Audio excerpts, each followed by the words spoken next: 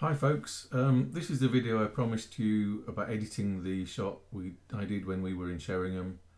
I just said I would post this really because I played around with the stacking the similar images and then using the median filter to give a vague impression of a long exposure. I mean, it only gives you a kind of maybe like a quarter of a second or a half a second effect here. It's not say like 10 seconds or 30 seconds or anything like that, but as I didn't carry my tripod, I thought I'd just have a go at stacking some together and playing with the median filter, although in my experience, although I might have done it wrong, it doesn't give you an effect of a very long exposure. Anyway, here how we go. I originally went to scripts, which is under file, Photoshop, file and scripts, and load files into stack. So Photoshop, file, scripts, load files into stack. When you get your little load layers window up, you click on browse and you go to your folder with your pictures in it, and this is my folder here of Sheringham. I'm not going to do the whole lot because it'll take a while, but you select several. I mean, I think I probably had selected 20 or 25 originally, but you just click on the ones that you want and then you click open and they appear in your load layers window. And you want to click the tick box that says attempt to automatically align source images and create smart object after loading layers. So you click those two boxes and then click OK. I'm not going to do that because you'd just be sitting here waiting for it to happen, and that's not very interesting. But this is the result. This is the smart object of all my pictures stacked together, and you can see there is this slight impression of a longer shutter speed. So to do the median filter, you go to Layer and Smart Objects,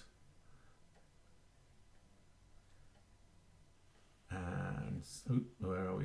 Smart Objects and Stack Mode and Median. So it's Layer, Smart Objects, Stack Mode and Median. So I've already done this on this one, so I won't click it again, but this is kind of how it looked, and that's where you need to get to the beginning of the edit. So I'm just going to flatten this at the moment to make it simpler for myself. So obviously it's a bit wonky, this one, so I'm going to first of all straighten it up. So I'm going to get my crop tool, I'm going to click on my straighten tool in crop and just draw a line out along the horizon, and then when you let go it immediately straightens it up. So I just click the tick to crop that straight.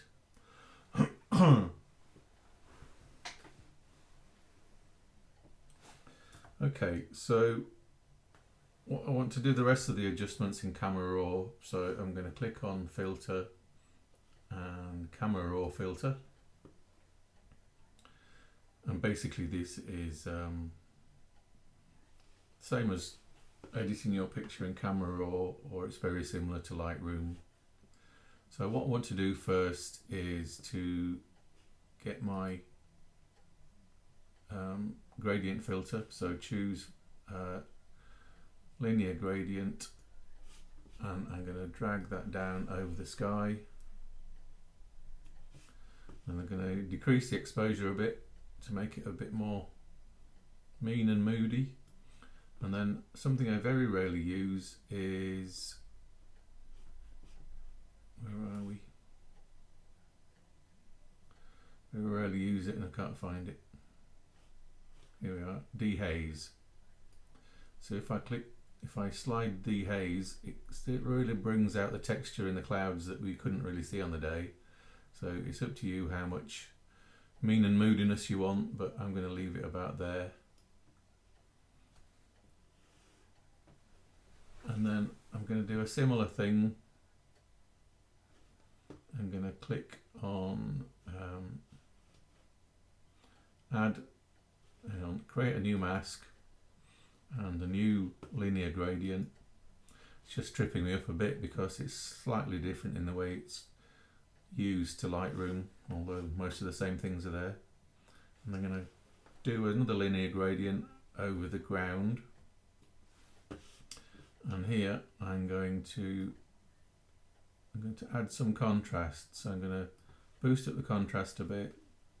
I'm going to bring down the shadows. I'm going to turn up the whites, turn up the highlights, just to bring out the textures in the concrete slope that we have here. Don't want too much contrast, but I'm going to try and emphasize the blacks and emphasize the whites.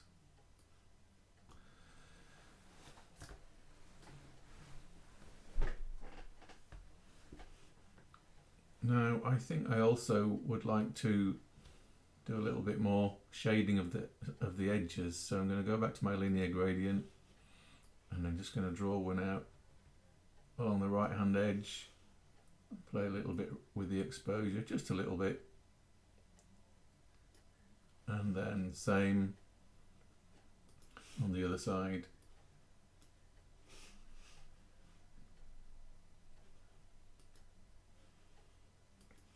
So again, linear gradient on the other side, and just play a little bit with the exposure on this one.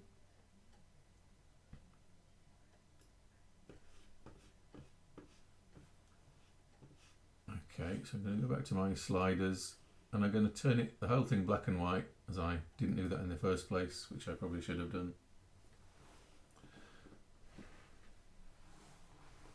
Now, what do I want to do next? I think I'm going to try and emphasize the waves a little bit. So I'm going to go back to my masking tool and I'm going to create another mask.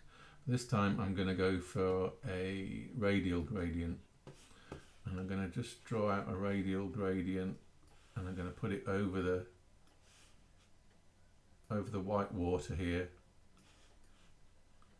I'm just going to increase the whites a bit here.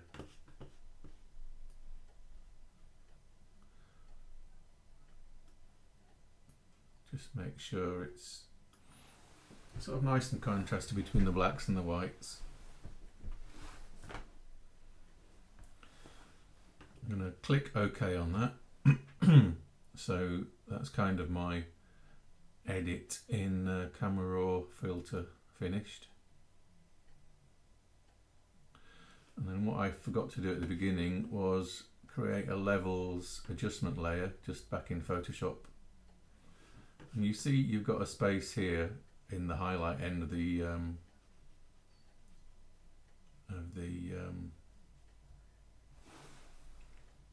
histogram, Alzheimer's moment. So in the highlight end of the histogram, I'm going to turn down until I get to the beginning or the toe of the characteristic curve on the histogram, and it brightens the whole thing up. So the whole thing now has better highlights.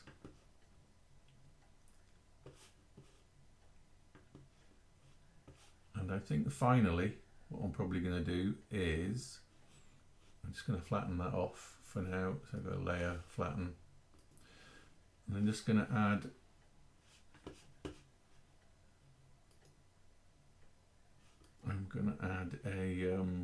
a duplicate layer. So click on the no, don't want that one, sorry.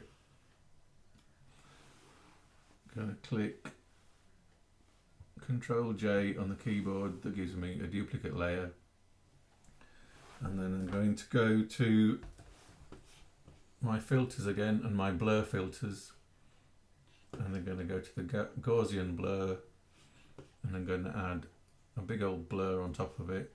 Click OK, and then I'm going to play with the opacity, and I'm going to play with the overlay blending mode, and you can play with the opacity. See, that's on 0. You can turn up the Gaussian blur, and it gives you a lovely sort of